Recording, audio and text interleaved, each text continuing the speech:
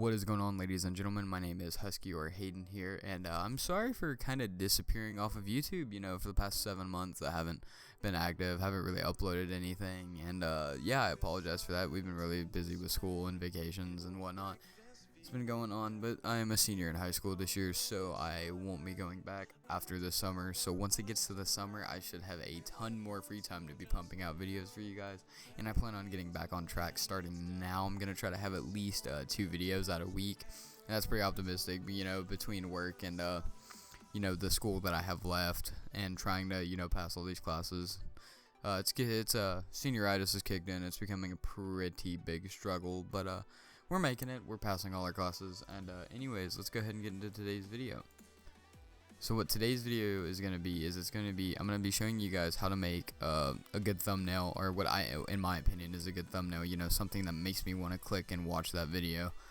So I'm going to show you guys how to make my thumbnails, or the thumbnails that I like to make. If you've looked at my channel, then you've seen the type of thumbnails I like to make. So I'm going to show you guys how to make those in today's video. So we have Photoshop open, as one does, and the first thing you're going to want to do is go to Create New, and then the template I'm rolling with is 1280 by 720, and I always make sure that it's at 300 ppi.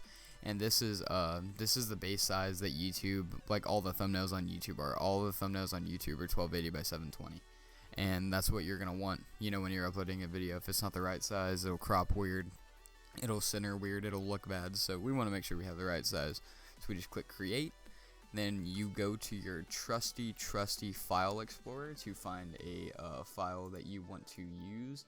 In this case, I'm going to pull in the cringiest thing on the planet and pull in a Overwatch map background, since it's randomly in my backgrounds folder and I don't think I've used it for anything before. So we're going to do that.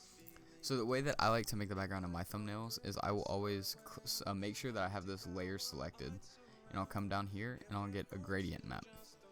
And then, I don't know why it always does this, I always flip this gradient. So you want to make sure that your first color that you have selected, you come down to the color box and you want to make the color code 202233.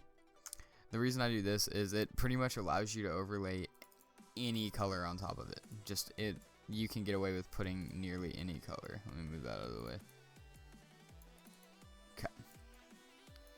So I created another red, didn't I? Oh, silly me. Yeah.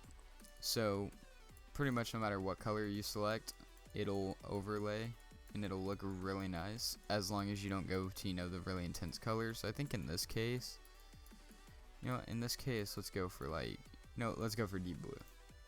We'll do deep blue because blue is my favorite color, so we're totally gonna go with that. So the next thing you do is you want to hold Alt and make sure that you make the gradient map only on the background, because if I try to put some text on there and color it weird, then the gradient map will change it to be that gradient, and it won't look like the text that we're going for. So next thing you want to do is you want to make sure you have your actual background selected, and you want to come up here to Filter, Blur, Gaussian blur, and then however much you blur it is totally up to you. I don't like to go too high, but I also don't like to go too low. You know what, 3.5 for this map looks good. For this background. Jeez, Hayden. Alright, so next thing that we're going to want to do is we're going to try to set it up so that we can start to put our text on there. So we just make a new layer. We come over to the text tool, horizontal type. Since I am on, I don't know why it defaults to put lorem ipsum, but it's dope. So we're just going to type learn to make, actually we're going to type that in all caps, learn to make. We're just going to hit Control A to select it all, and we're going to type in our font. So in this case, I'm going to be using Big Noodle Titling Oblique. This is one of my favorite fonts, and I use it in pretty much every single thumbnail. So all we're going to do is make this a little bigger. Okay, that looks about right. Now, there's not a lot going on with the text right now, as you can see. And then all we're going to do is copy this text. And we're going to come straight down, keep it even. And in this case, we're going to type thumbnails. Okay, there we go. And now for the fun one. So we grab our rectangle tool, and we pick whatever color we were just using. And it doesn't really matter what size you make the rectangle at the moment, because we're gonna tweak it as we go.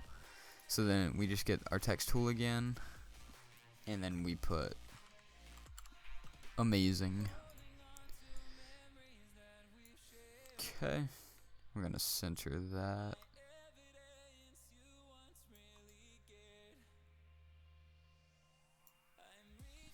Yep. Fix the rectangle, adjust it to it.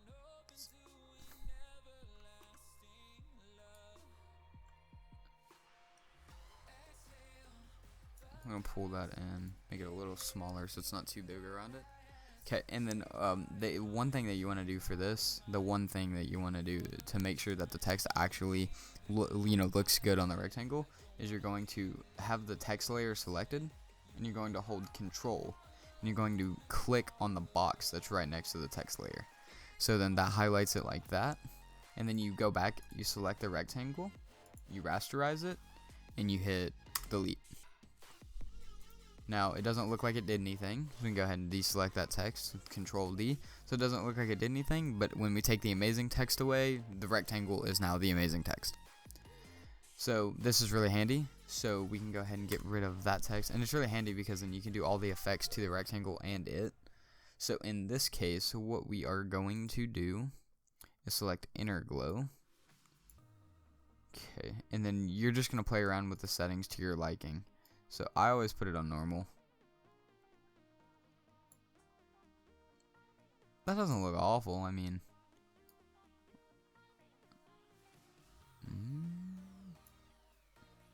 There we go, maybe something like that. And then we just come to our gradient overlay, and then you make sure that you have the same color that you had in the background selected, right? So if I open this up, the color code should be 202233. And that's just proof that I use this for every single thumbnail. And then we come over here, and then we just go and select, we can select any random blue out here that we want to, or we can just go to the actual blue. So let's see, I'm just gonna make like the actual blue. So then that's if you want to keep it going with the same theme of the background, but I think it kind of blends in a little too much to the background, so we're gonna change the color up. We're gonna come down to like a let's see, what kind of color would work?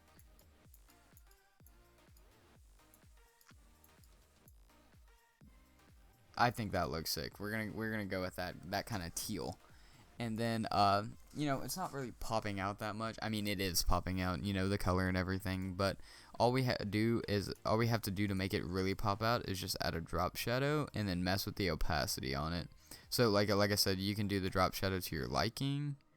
Okay, so I think that looks good personally, so I'm going to keep that the way it is. So now we need to work on the other text. So we're going to select our Learn to Make text, go to the blending options, and we're going to do pretty much the same exact thing that we just did with the other one. Except for the gradient now, what we're going to do is, that's weird, it says white and black, but then it goes red. So we're going to select a gray. And I hate how it does that, so you just flip them. So the gray is at the bottom, and then the white is at the top. Oops, not what I meant to do. Alright, so you just flip them so it's like that, and then now that you have the gradient done, you can go back to your Inner Glow, and you can mess with it the way you want it to be. I want it to be a little more intense for that text. So there you go, I think that looks good. And we click Drop Shadow, and that is a little too much. I'm going to lower the opacity to 50%, make the size smaller. Ready, and then once you have the text the way that you want it for the Learn to Make one, you can pretty much come down to Copy Layer Style, go to the thumbnail text, and then paste it. And then boom, you pretty much have the entire thumbnail done, except for a few small effects, which we're going to add using a one of my favorite graphics packs. I've used it in every other video that I've posted, is Graphics Studio Personal Pack. So we're going to go first to the color corrections, and what I'm doing is I'm legitimately just going to drag it in, and then I always pick his personal color correction, pull it out, and then delete the rest because I don't need them. Activate the personal CC, it makes everything pop just a tad bit more, but it also kind of I'm gonna add a border after I'm done with it, because you can see that it kind of made the edges a little transparent, but that's fine because we're gonna go back and tweak it all.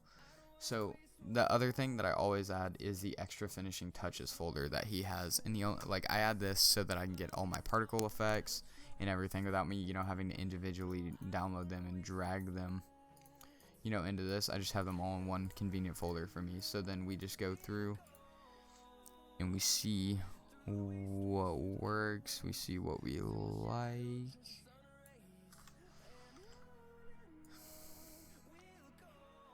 Okay, now this part is just about fine-tuning it to be the way that you want it to be. Alright, ladies and gentlemen, there you have it. That is the final result for the thumbnail. I hope you guys enjoyed the video. If you did enjoy the video, be sure to leave a like. I really appreciate it if you do. And then be sure to subscribe. I'm promised to have more videos coming out in the next few months. As I said, I'm going to try to upload 2 a week, even though I am pretty busy. I'm still going to try to get those videos recorded and get those videos edited and, out to you guys, because designing's fun. It's something that I really enjoy doing, and I love sharing it with you guys, and especially all the support that I've gotten on the past few videos. I really appreciate it, and I'll be seeing you guys in the next video.